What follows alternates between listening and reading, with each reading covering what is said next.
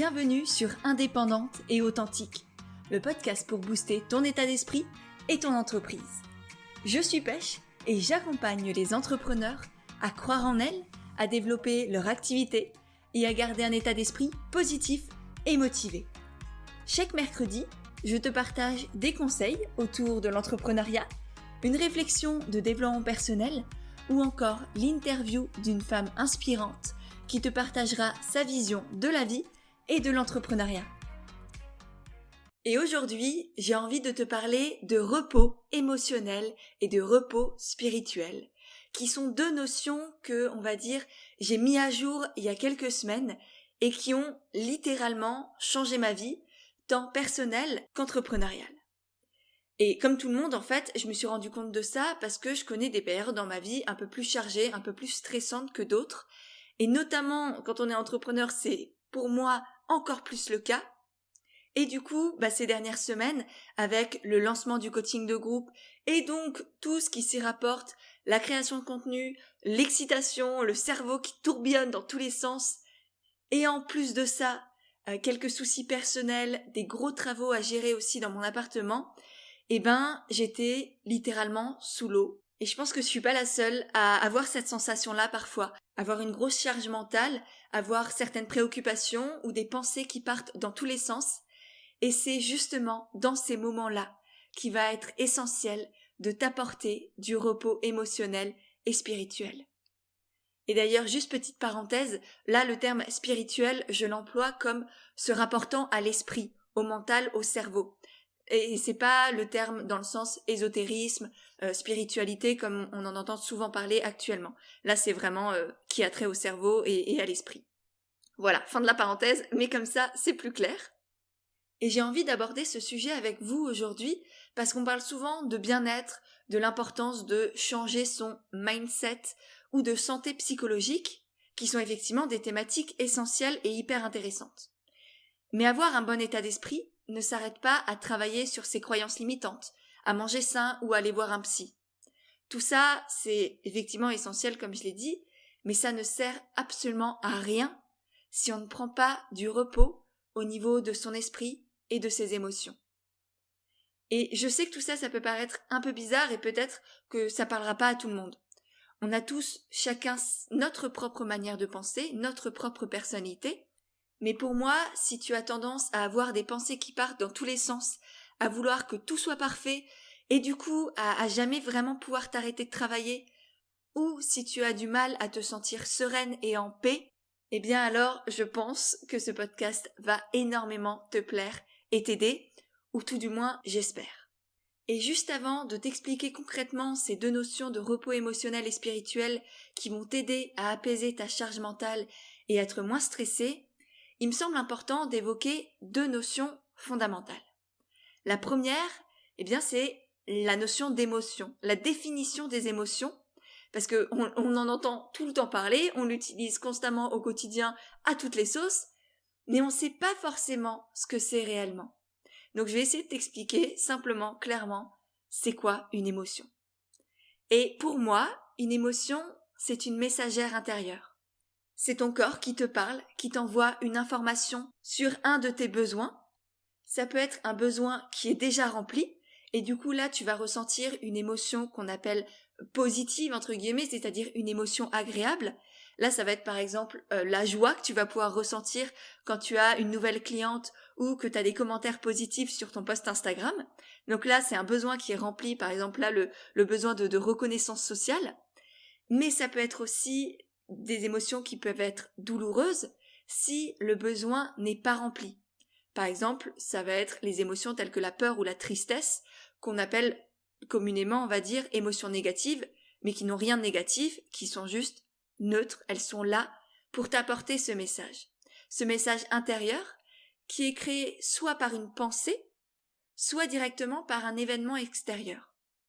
Par exemple, si un tigre te saute dessus, exemple très probable, je sais, mais il marche à tous les coups.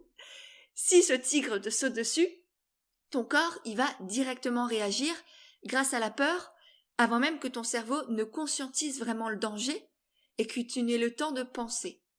Donc là, c'est ton corps qui réagit et paf, t'as une émotion. Et ensuite, tu as une pensée « Oh punaise, il va me bouffer », par exemple. Mais l'autre cas de figure, c'est que si quelqu'un, par exemple, dénigre ton activité ou ton travail sur les réseaux sociaux, alors ce sont tes pensées à l'égard de cette personne qui vont provoquer une émotion, par exemple de la colère, parce que ton besoin de reconnaissance n'est pas rempli. Donc pour résumer, une émotion, c'est un message qui vient de ton corps, qui peut être créé soit par tes pensées, soit par un événement extérieur, et qui te donne une information sur tes besoins, soit des besoins qui sont comblés, soit des besoins que tu vas devoir combler pour te sentir sereine et retrouver ton équanimité. J'espère que cette explication t'aidera parce que je sais que c'est pas toujours évident de comprendre nos émotions et pourtant pour moi c'est juste essentiel parce que émotion ça vient du latin mettre en mouvement, c'est le mouvement et les émotions c'est ce qui nous donne la vie d'une certaine manière. On vit parce que l'on ressent, parce que l'on vibre toutes ces émotions-là. Donc pour moi ne pas les comprendre, ne pas les connaître, c'est ne pas pouvoir se comprendre et se connaître soi-même, c'est être complètement détaché de la vie qu'il y a en nous, en toi. Donc voilà, il me semblait essentiel de t'en parler. Dis-moi d'ailleurs, que ce soit en commentaire sur ton appli ou sur Instagram en faisant une story ou en m'envoyant un message, ce que ça t'apporte, si tu connaissais tout ça, ou si au contraire c'est une découverte et que peut-être que ça t'a aidé.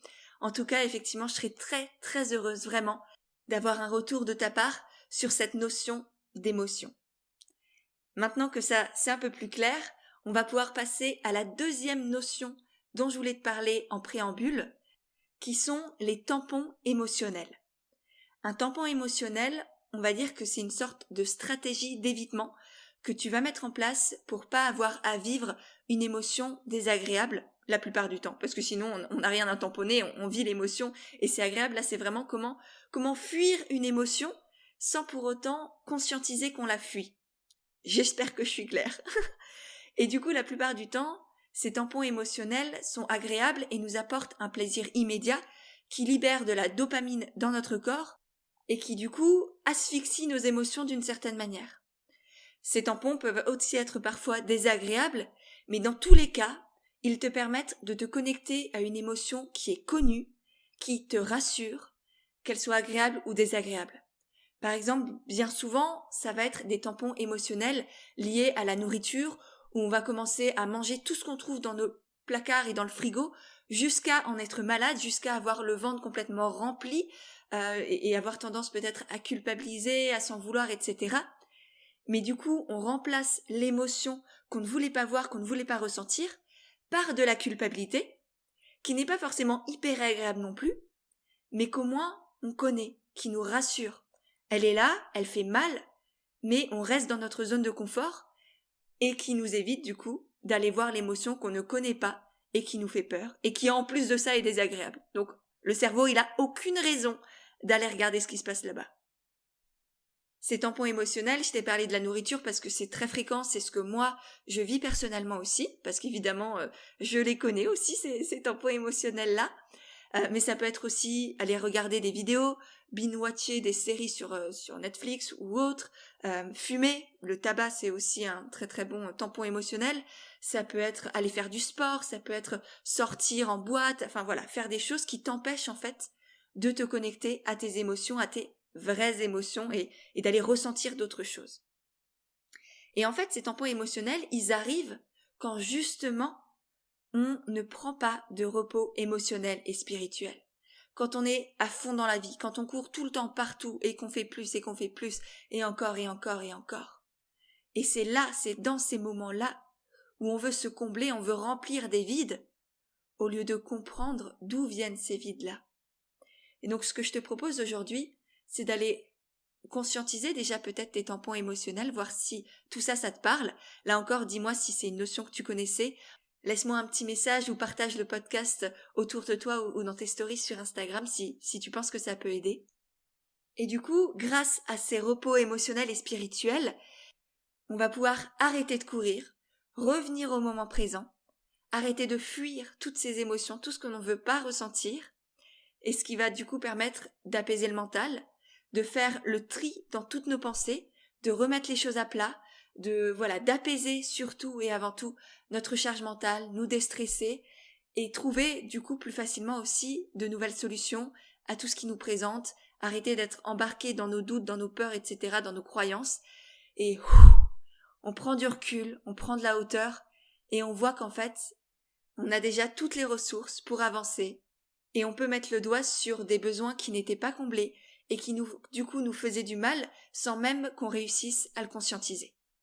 Donc, dès que tu te sens fatigué, que tu te focalises sur tout ce que tu dois faire dans ton activité, que tu as une to-do list à rallonge, que tu n'arrives pas à t'endormir, que tu te réveilles le matin avec tout ce que tu dois faire dans la journée, avec du stress, avec plein d'idées qui fulminent, et je te dis ça en connaissance de cause, parce que c'est exactement ce qui m'est arrivé et ce qui m'arrive encore fréquemment, eh bien, au lieu de penser que c'est normal de continuer dans cette course effrénée et de finir en explosant ou en t'effondrant, bien, ce que je te propose à partir d'aujourd'hui, c'est de prendre du temps de repos émotionnel et spirituel. Et qu'est-ce que c'est, maintenant quand même, ces deux notions-là ? Le repos émotionnel, c'est pour moi le fait de faire des choses qui reposent ta tête et qui ne vont pas te solliciter émotionnellement. Le repos spirituel, lui, en parallèle, c'est le fait de mettre ton esprit et ton mental sur pause, ou tout du moins de ne pas faire des activités intellectuelles ou spirituelles trop profondes et trop intenses. Et par là, ça peut être simplement même rédiger un post Instagram, réfléchir à ta stratégie de contenu, mettre à jour ton site web, etc., etc. Aujourd'hui, la plupart de nos professions, de nos activités, c'est des professions intellectuelles.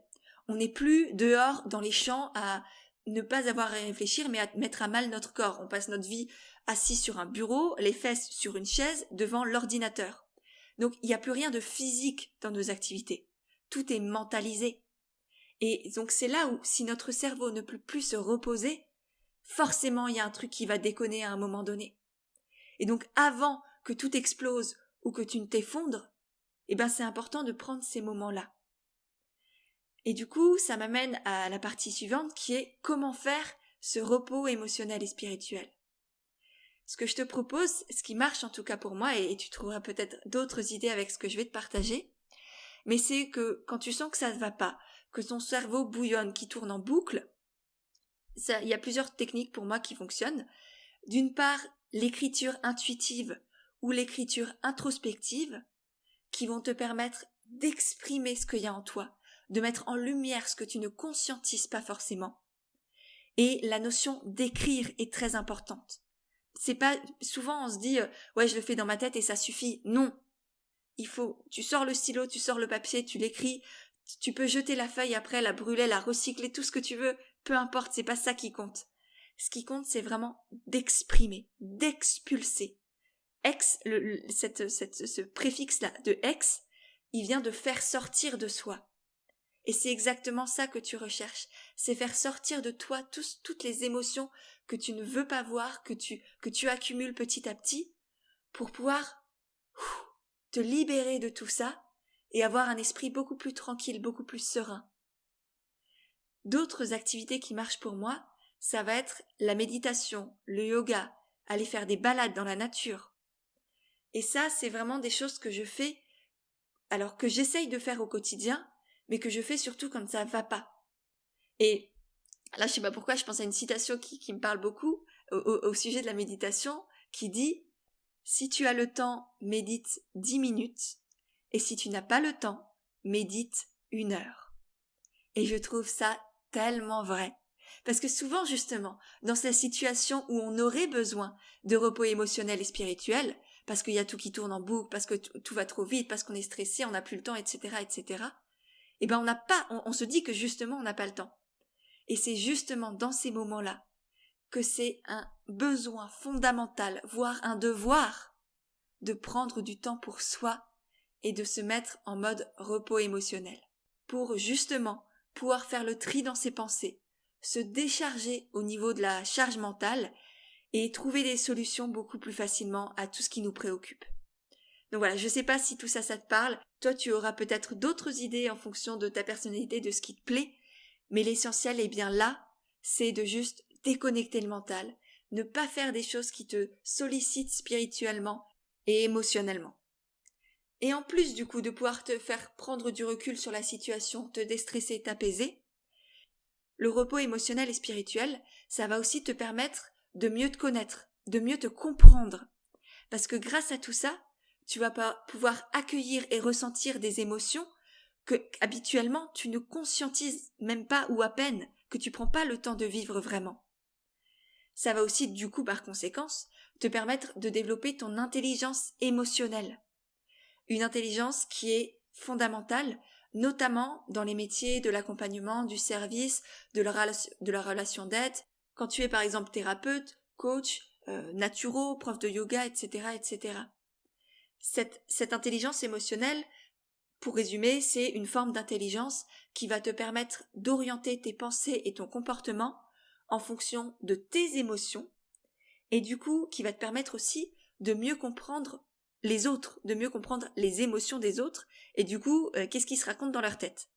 Ça, c'est une intelligence qui va te servir au quotidien, que ce soit pour toi-même ou pour les autres. Moi, je m'en sers tout le temps en coaching pour aider mes clientes. C'est paf, je me connecte à elles, à leurs émotions, même parfois à des choses qu'elles-mêmes ne voient pas, ne conscientisent pas, ce qui me permet justement de les coacher, de les amener à comprendre qu'est-ce qui se passe en elles de la manière la plus fluide, la plus légère, mais aussi la plus transformatrice possible. Donc je pense que tu l'auras compris, il y a moult bénéfices au repos émotionnel et spirituel. Et maintenant, comment faire pour le garder sur le long terme ? Parce que là, je t'ai parlé de quelques techniques quand vraiment ça va pas, quand tu sens que ton cerveau il tourne en boucle, etc. Mais l'idée, c'est quand même d'avoir ce repos émotionnel et spirituel sur le long terme, comme tu offres du repos physique à ton corps toutes les nuits, qui est tout aussi essentiel, et bien là, c'est d'offrir du repos à ton mental et à ton esprit aussi sur le long terme pour justement ne plus avoir ces pics où rien ne va plus, où ta charge mentale, t'es prêt à exploser, qui n'est absolument pas sain, ni pour ton corps, ni pour ton psychique. Donc, pour garder ce repos-là sur le long terme, je te propose 1. De déconnecter des écrans minimum 1 heure avant d'aller dormir. Moi, ce que je fais personnellement, c'est d'une part que je n'emmène jamais mon téléphone dans ma chambre. Il reste dans le salon ou sur mon bureau, mais jamais dans ma chambre. J'essaye aussi, dès que le soleil commence à se coucher, de changer la luminosité pour mettre un effet un peu plus... que ce soit moins bleu, on va dire. Je pense que tu as ça aussi sur ton téléphone. Ça, vraiment, c'est très utile, ne serait-ce que pour les ondes qui sont envoyées au cerveau. Donc voilà, petite astuce si jamais tu le fais pas. Et aussi, dernière chose, c'est que je m'oblige à lire tous les soirs, minimum 10-15 minutes, parce que ça, d'une part, ça me fait un bien phénoménal, parce que j'adore lire, et en plus, ça permet aussi à mon cerveau de se reposer, à mes yeux de se fatiguer, et j'ai toujours un sommeil beaucoup plus léger, beaucoup plus serein quand je fais ça. Donc voilà mes petites astuces spéciales sommeil. Je sais pas si ça t'a aidé, mais voilà, c'est donné. Autre chose qui m'aide beaucoup, c'est d'aller me balader sans téléphone, sans écouteurs, sans aucun autre but que de me connecter à la nature. Ça va être aussi de pratiquer la gratitude au quotidien. Tous les soirs, je me prends quelques secondes, minutes pour remercier pour tout ce que j'ai vécu, tout ce que j'ai accompli, qui je suis aussi. Ça, c'est important et je pense qu'on le fait pas assez. Se remercier soi-même. Voilà, donc je prends le temps de faire ça. Et pour finir, j'essaye aussi de faire assez souvent, là c'est clairement pas quotidien, mais assez souvent, ce qu'on appelle le journaling, c'est-à-dire écrire mes pensées, sans réfléchir, sans me juger, dans un carnet, pour juste voir ce qui sort, faire le tri, déposer mon mental à un endroit, avant que justement, il soit prêt à exploser parce qu'il y a trop de choses qui se passent dedans. Donc voilà, pour mes derniers conseils sur comment garder ce repos émotionnel et spirituel sur le long terme. Et voilà, je crois que j'ai fait le tour pour aujourd'hui. J'espère vraiment et du fond du cœur que ce podcast t'a plu. Je sais que c'est un sujet qu'on n'entend pas habituellement. Enfin, en tout cas, moi, je sais pas si je l'ai inventé, je pense vraiment pas. Mais voilà, je l'avais jamais entendu ailleurs. Et pourtant, pour moi, mais c'est tellement essentiel. Et je pense que rien que le fait de mettre des mots dessus et de conscientiser que ça existe, que c'est ça qu'on en a besoin, eh bien, ça peut aussi nous aider à le faire un peu plus souvent, En tout cas, j'espère que c'est l'énergie que je t'ai envoyée et que tu auras trouvé des clés dans ce podcast pour aller mieux, pour te reposer émotionnellement, spirituellement, pour rencontrer tes émotions peut-être, te connecter avec elles, en faire des amis, en faire des alliés, parce que je t'assure qu'elles sont merveilleuses et qu'elles ont énormément de choses à nous apprendre, pour nous faire grandir, pour nous permettre de mieux nous connaître et d'avancer ensemble peut-être dans nos vies et dans nos activités. Comme dit, si ce podcast t'a plu, si tu as appris des choses et si tu penses qu'il peut être utile à d'autres personnes, n'hésite pas à le partager. Celui-ci notamment, qui est tellement important. En tout cas, c'est mon avis et je l'ai vraiment écrit, enregistré avec un amour immense. Donc j'espère qu'il pourra se partager, peu importe à qui. Mais si tu penses qu'il peut aider, ne serait-ce qu'une seule personne, je crois que c'est notre devoir aussi à tous de partager les choses comme ça. Donc voilà, ça peut être sur Instagram, autour de toi, tes proches, durant un repas entre amis, mais peu importe. Partageons, entraidons-nous et le monde ira mieux. En tout cas, l'humanité, parce que le monde y va très bien sans nous. Bref. Je te laisse, je te souhaite une très très belle journée, une très belle soirée, et je te dis à mercredi prochain pour un nouvel épisode d'Indépendante et Authentique.